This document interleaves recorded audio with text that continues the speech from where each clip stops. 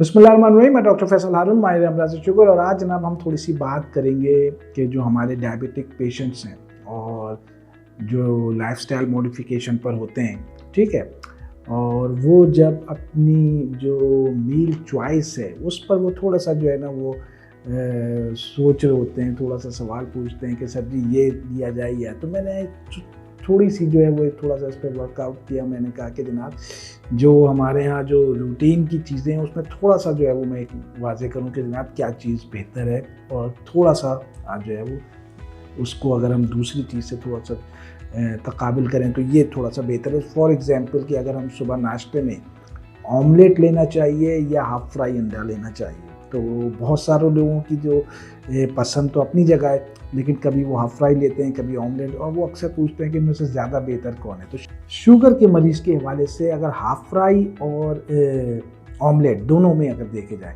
तो जो ऑमलेट है वो थोड़ा सा जो है वो बेहतर है, ठीक है। वो फिर आप उसमें थोड़ा सा जो वेजी ऐड करते हैं, बाकी सारी चीज़ें होती हैं, तो वो उसके बाद जो है वो थोड़ा सा बेहतर होता है। लेकिन अगर इन दोनों को अगर हम आप कंपेयर करें बॉयल एग से, तो सबसे बेहतर जो है वो फिर बॉयल एग है, ठीक है। उसमें बड़ी आपको जो है सिंपल फॉर्म में जो है वो आपको प्रोटीन अच्छी जो है वो मिल जाती है।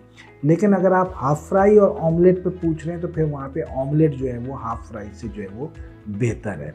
अब जनाब दूसरी तरफ आ जाते हैं, चाय या कॉफ़ी, ठीक है। अब कॉफ़ी जो है वो हमारे यहाँ आजकल एक ट्रेंड में है, और बहुत सारे नए आउटलेट्स भी खुल गए हैं, और आप ऑफिसेज़ में देखें तो वहाँ पे भी।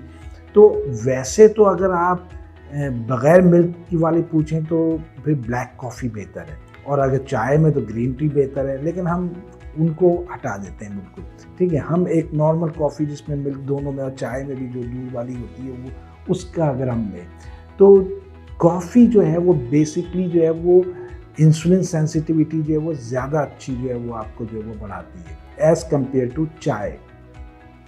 तो कॉफ़ी इस हिसाब से डायबिटिक पेशेंट्स के लिए बेहतर है। लेकिन कैफ़ीन जो है वो कॉफ़ी में ज़्यादा होती है, तो थोड़ा सा जो है वो ब्लड शुगर जो है वो आपका बढ़ा सकती है। लेकिन अगर ओवरऑल उसमें देखा जाए और बहुत ज़्यादा मिल्की नहीं है, तो चाय और कॉफ़ी में जो है वो मैं फिर जो है वो कॉफ़ी को जो है वो ज़्यादा प्रेफर करूँगा। डायबिटिक पेशेंट के लिए इंसुलिन सेंसिटिविटी जो है वो कॉफ़ी जो है वो ज़्यादा बढ़ाती है।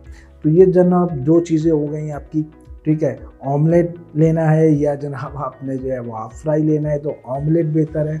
चाय और कॉफ़ी में दूध वाली की बात हो रही है, वरना वैसे तो हाफ़ फ्राई वो ग्रीन टी बेहतर है, और उधर जो है वो ब्लैक वाली कॉफ़ी जो है वो बेहतर है, ठीक है। लेकिन मैं नॉर्मल जो हम दूध वाली चाय और दूध वाली के साथ जो कॉफ़ी लेते हैं उसमें कॉफ़ी जो है वो चाय से बेहतर है। अब जनाब हम तीसरी तरफ आ जाते हैं, रोटी या चावल, ठीक है जनाब। तो जनाब रोटी जो है उसका ग्लाइसेमिक इंडेक्स भी बहुत ज़्यादा है, चावल का भी बहुत ज़्यादा है। चावल का 72 है, रोटी का तकरीबन 62 है।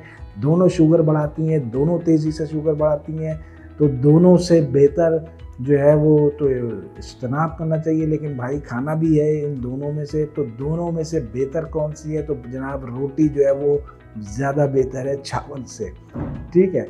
तो चॉइस जो है वो यहाँ पर ये हो रही है, बेहतर कौन है? खराबी तो सब में ही होगी, ठीक है, चाय कॉफ़ी तमाम चीज़ें में। हम आज जो डिबेट थोड़ी सी बात कर रहे हैं कि इन चॉइसेस में बेहतर कौन सी है, ठीक है जनाब।